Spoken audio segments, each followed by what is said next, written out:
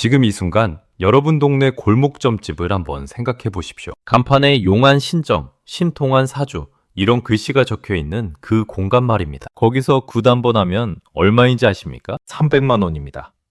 아니 큰 굿은 1000만 원을 훌쩍 넘깁니다. 시내림 굿은요 1500만 원에서 3000만 원. 문제는요 이게 특이한 사례가 아니라는 겁니다. 한국 점술 시장은 지금 이 순간 최소 1조 4천억 원에서 최대 10조 원이 넘는 규모입니다. 영국의 시사주간지 이코노미스트가 한국점 시장 규모를 37억 달러, 우리 돈으로 약 5조 원이라고 추산했습니다. 그런데 더 충격적인 게 있습니다. 무속인 수가 20년 만에 4배가 늘었습니다. 2000년대 초반 20만 명이던 무속인이 지금은 업계 추산 80만 명에 달합니다. 인구 62명의 무속인 1명꼴입니다. AI가 세상을 바꾸는 이 시대에 이토록 무당이 돈을 벌고 있습니다. 자, 여기서 질문 드리겠습니다. 그 돈은 도대체 누구의 지갑에서 나오고 있을까요? 오늘 이 영상에서는 무당들의 실제 수입 구조부터 점술 산업이 노후, 자산을 갉아먹는 방식까지 숨겨진 진실을 모두 밝혀드리겠습니다. 끝까지 보셔야 소중한 노후 자금을 지킬 수 있습니다. 경기도 수원에 사시는 65살 박성준 씨 이야기를 먼저 드려야 할 것 같습니다. 자동차 부품 회사에서 30년을 일하다 은퇴하신 분입니다. 통장에 노후 자금 1억 2천만 원이 남아있고 국민연금은 월 85만 원. 은퇴 직후 찾아온 무기력증과 건강 걱정이 박 씨를 점집으로 이끌었습니다. 그리고 딱 1년 만에 박 씨는 점집에 450만 원을 쓰셨습니다. 박 씨는 제게 이런 말씀을 하셨습니다. 그냥 불안해서 가는데 어느새 단골이 되어 있더라고요. 어떻게 이런 일이 벌어진 걸까요? 진짜 이유가 있습니다. 자, 먼저 무당이 돈을 버는 구조부터 살펴봐야 합니다. 무속인의 수입원은 크게 3가지입니다. 첫 번째는 점사입니다. 간단한 운세 상담이죠. 요즘은 사주 한 번에 5만 원에서 15만 원, 신점은 20만 원에서 50만 원까지 받습니다. 이게 시작이라는 겁니다. 두 번째, 바로 굿입니다. 굿은 규모에 따라 천지 차이가 납니다. 가장 작은 재수굿이 300만 원, 중간 규모는 700만에서 1000만 원, 큰 굿은 그 이상입니다. 전문 무속인이 굿이 몰리는 시기에는 한 달에 1500만 원 이상을 버는 경우도 있습니다. 그런데요, 이 굿 비용이 전부 무당에게 가는 게 아닙니다. 서울 무속인의 굿 비용 분배를 연구한 자료가 있습니다. 굿 비용의 30%는 의뢰비, 30%는 악사와 조모, 나머지 40%가 주무당 몫입니다. 1000만 원짜리 굿에서 주무당이 실제 가져가는 돈은 400만 원입니다. 하지만 연간 굿을 10번에서 20번 하는 무속인이라면 연간 4천만 원에서 8천만 원이 됩니다. 비수기에는 상담만으로 100만 원 벌기도 어렵고 손님 한두 명 오는 날도 있습니다. 이게 수입이 불규칙한 무속업의 현실입니다. 하지만 성수기 한 달이 그 공백을 채우고도 남습니다. 세 번째 수입원은 부적과 관련 물건 판매입니다. 부적 한 장에 10만 원에서 50만 원, 비싼 것은 수백만 원짜리도 있습니다. 자, 그럼 실제로 성공한 무속인은 얼마를 벌까요? 업계에서는 상위 10% 무속인이 연간 1억 원 이상을 번다고 추정합니다. 중위권은 연간 3천만 원에서 5천만 원. 그런데 하위 50%는요, 연간 1000만 원도 안 됩니다. 무속인 사이에도 극심한 빈부격차가 있습니다. 용한 무당으로 소문이 나야 돈이 됩니다. 그 소문은 누가 냅니까? 바로 불안한 의뢰인이 됩니다. 여기서 중요한 점이 있습니다.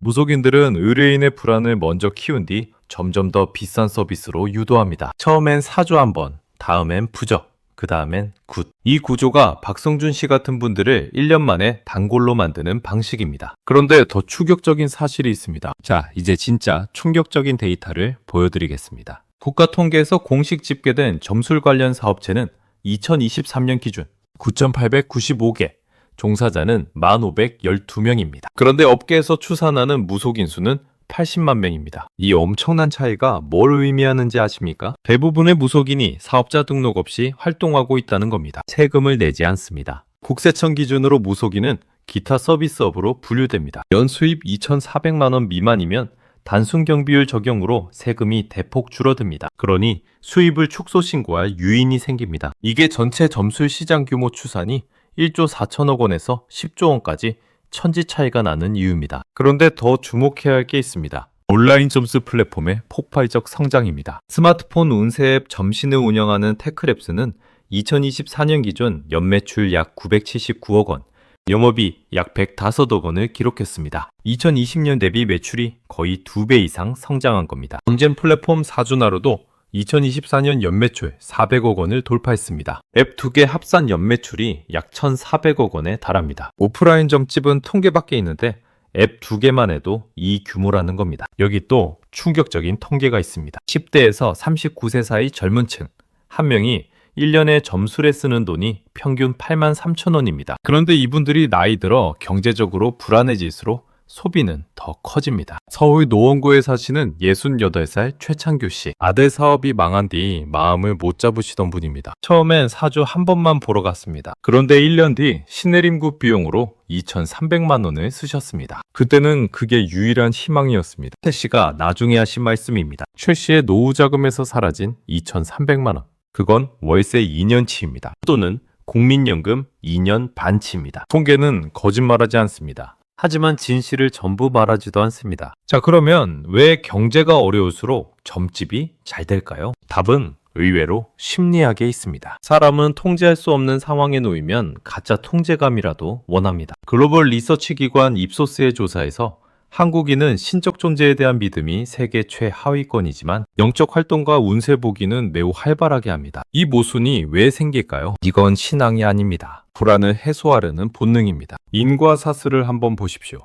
경제 불확실성이 커집니다. 금리가 오르고 집값이 흔들리고 연금 걱정이 생깁니다. 이런 상황에서 사람들은 내 앞뒤를 알고 싶다는 강렬한 욕구를 느낍니다. 심리 상담가는 미래를 말해주지 않습니다. 의사는 노후 재정을 알려주지 않습니다. 그런데 무당은 미래를 이야기해줍니다. 구체적으로 확신에 차게. IMF 외환위기 때 점집이 폭발적으로 늘었습니다. 2008년 금융위기 때도 마찬가지였습니다. 2020년 코로나 팬데믹 때도 경제가 흔들릴수록 점집은 번창했습니다. 박성준 씨가 은퇴 직후 점집을 찾은 이유가 바로 이겁니다. 30년 일하던 직장이 사라지자 미래가 불투명해졌습니다. 국민연금 85만 원으로 노후를 버틸 수 있을까? 건강이 언제까지 유지될까? 이 불안을 잠재울 수 있는 곳이 필요했습니다. 그 선택이 점집이었을 뿐입니다. 그런데요, 그 불안이 해소됐을까요? 점에서 얻은 위안은 다음 불안이 찾아오면 또 점을 봐야 하는 구조를 만듭니다. 무당이 이달 안에 다시 오세요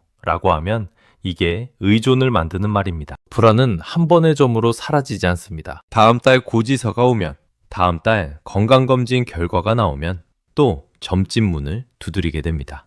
이게 무속산업의 핵심 수익 구조입니다. 단골 고객을 만드는 구조입니다. 여러분의 지갑과 이 시장은 깊이 연결되어 있습니다. 자, 그렇다면 우리는 어떻게 해야 할까요? 부산 사하구에 사시는 62살 이미선 씨 이야기를 해드릴게요. 남편과 사별하고 혼자 노후를 준비하셔야 했던 분입니다. 한때 불안 때문에 점집을 다니셨는데 1년에 200만 원 가까이 쓰셨습니다. 어느 날 이미선 씨는 결심했습니다. 이 돈으로 나를 진짜 안심시킬 수 있는 걸 찾자. 지금 이 씨는 연간 점술 소비가 40만 원 이하입니다. 이 씨가 선택한 방법이 오늘 제가 알려드릴 3가지입니다. 첫 번째, 불안의 원인을 숫자로 바꾸는 겁니다. 막연한 불안은 구체화될수록 힘이 약해집니다. 노후 자금이 얼마나 부족한가를 실제 숫자로 계산해 보십시오. 국민연금 예상 수령에 현재 자산, 월 지출액을 종이에 써보는 것만으로도 막연한 공포가 해결 가능한 문제로 바뀝니다. 점집에서 50만 원을 쓰는 것보다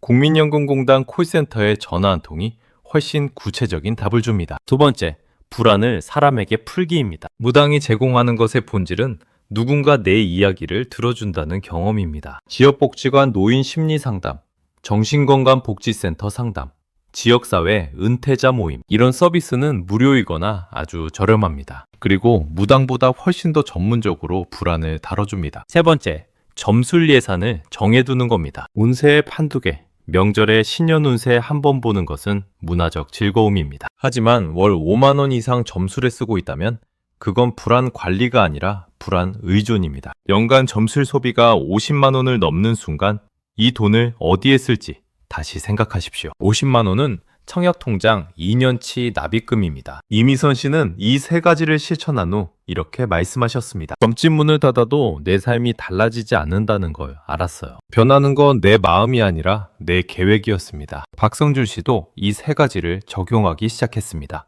노후자금 계획표를 처음으로 직접 작성하셨습니다. 숫자를 쓰고 나니 점집 문을 닫아도 괜찮겠다는 생각이 드셨다고 합니다. 자, 오늘 이 영상을 보고 나서 딱 한 가지만 하십시오. 지난 1년간 점술에 얼마를 쓰셨는지 계산해 보십시오. 점집, 운세, 타로, 사주, 철학관. 이 모든 것을 합산해서 숫자로 써보십시오. 그 숫자를 보고 나서 이것이 내 노후를 위한 투자인지 아닌지 판단하십시오. 무속 소비가 나쁘다고 말하는 게 아닙니다. 문제는 불안을 잠재울 수 없는 방법에 돈을 쓰는 반복입니다. 최창규 씨는 2,300만 원을 쓴 뒤에야 그 돈이 아들의 사업 실패에 대한 죄책감을 잠재우려는 시도였다는 것을 깨달으셨습니다. 그 돈으로 차라리 심리 상담을 100번 받았어야 했다. 최 씨의 말씀입니다. IMF 때 집을 팔아서 버텼던 분들이 있습니다. 금융위기 때 빚을 정리하고 다시 일어선 분들도 있습니다. 그분들이 살아남은 것은 용한 무당을 만나서가 아닙니다. 현실을 숫자로 직면했기 때문입니다. 자녀에게 물려줄 가장 소중한 유산은 돈이 아닙니다. 불안을 합리적으로 다루는 능력입니다. 막연한 미래에 돈을 쓰는 대신 현재를 계획하는 습관. 이것이 진정한 노후 준비입니다. 박성준 씨는 오늘 결심한 것이 있습니다. 노후자금 계획표 첫 줄을 직접 쓰기로 하셨습니다. 그것만으로도 충분한 시작입니다. 한 줄의 숫자가 50만 원짜리 부족보다 훨씬 강력한 부적이 됩니다. 이게 믿기 어려우십니까? 박성준 씨도 처음엔 그러셨습니다. 자녀가 있으시다면 이 영상을 보여주십시오. 부모님의 불안을 이해하는 자녀가 부모님의 노후를 지킬 수 있습니다. 역사를 보면 위기는 언제나 있었습니다. IMF 외환위기도, 2008년 금융위기도, 2020년 코로나 팬데믹도. 그때마다 무너진 사람도 있었고 살아남은 사람도 있었습니다. 살아남은 사람들의 공통점은 하나였습니다. 숫자를 두려워하지 않았다는 겁니다. 불안을 외면하지 않고 정면으로 바라본 사람들이 결국 위기를 넘겼습니다. 무당이 돈을 버는 시장이 10조 원을 넘어가는 이 시대에 여러분이 오늘 이 영상을 끝까지 보신 것은